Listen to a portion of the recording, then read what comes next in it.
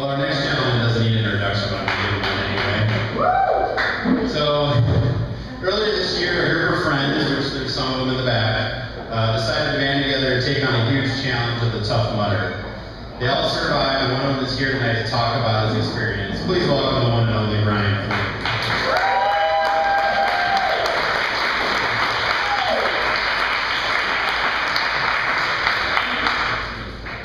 So, what is Tough Mudder? Tough Mudder is a 10 to 12 mile extreme obstacle course designed by British Special Forces. You're seeing a map here that kind of shows an overhead satellite version of it. This isn't correct, but it's pretty close.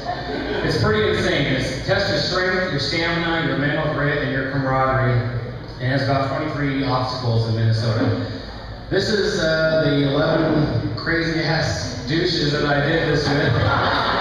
And it was a good time. We didn't know what was going on, but we had a lot of fun, and this is when we were smiling and clean. This is my buddy Darshman and I, before and after. We thought it'd be a good idea to get a mohawk. They gave free mullets and mohawks from big sponsorships, so I was actually more scared of this than I was the actual race.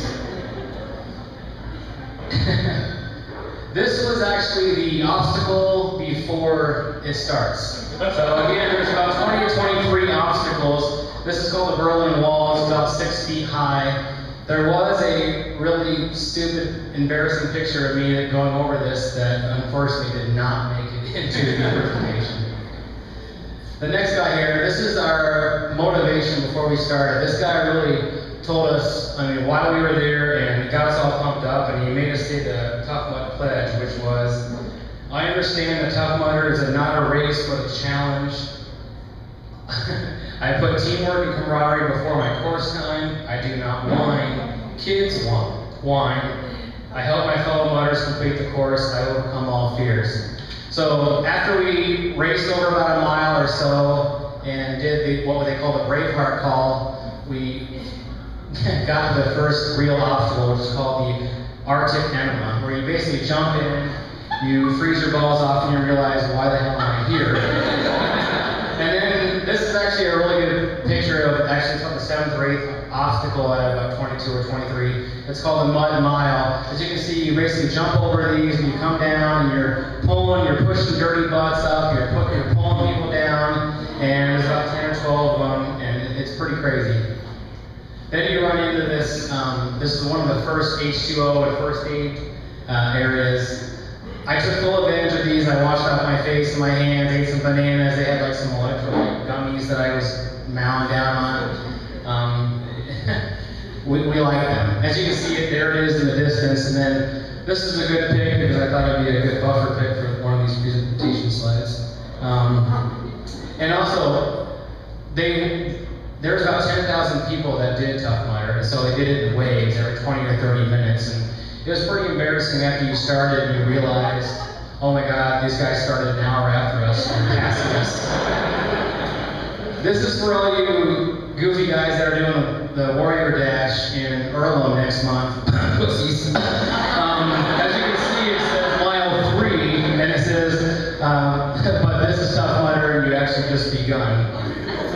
So, this is called High 7. I was going to call Greenpeace on this because it's insane. I swear they cut down 50 or 60 acres of land. And it was actually pretty dangerous because you have to watch your step every single step because you're going to roll an ankle, and I actually saw a guy roll an ankle. But then I realized where all the woods went. They chopped it up and said, go ahead and carry it 3/4 of a mile. And I'm not gonna lie, I was the big girl because no one in my team was around me. I grabbed a big girly small log and carried it. And I did not run, I walked. Don't judge me.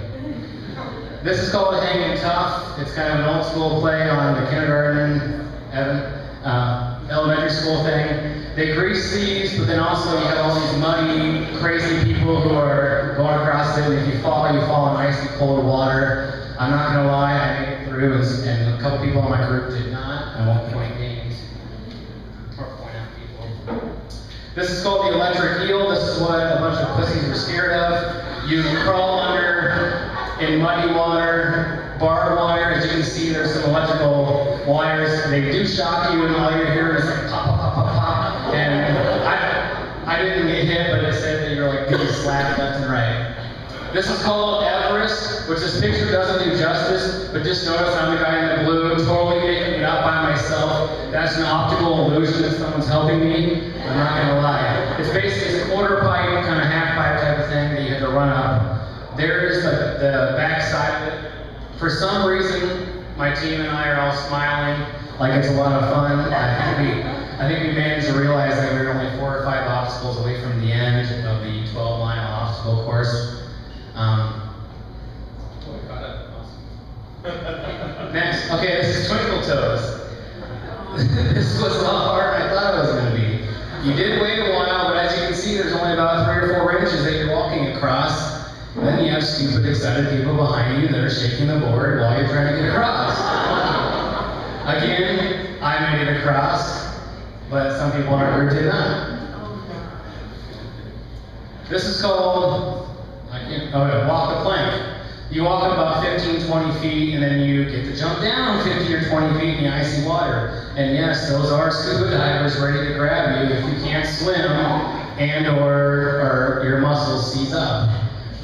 This is the last obstacle of the day called electroshock therapy. There's Bailey, she's totally cheating with her gloves. It was windy, they were blowing. My mohawk totally helped me with my aerodynamics to get through. I did realize though that was not the end. I forgot to round the corner to finish the finish line, and the announcer was like, "Oh, here comes Bert and Ernie with the mohawk thing." So anyway, when we were all done, here it is. There's the whole crew. All we got were these awesome, aka stupid headbands and a free beer. And I was not more ready to take off the shoes after we were done with running around with mud and rocks in your shoes. So there you go. I prepared for this just as much as I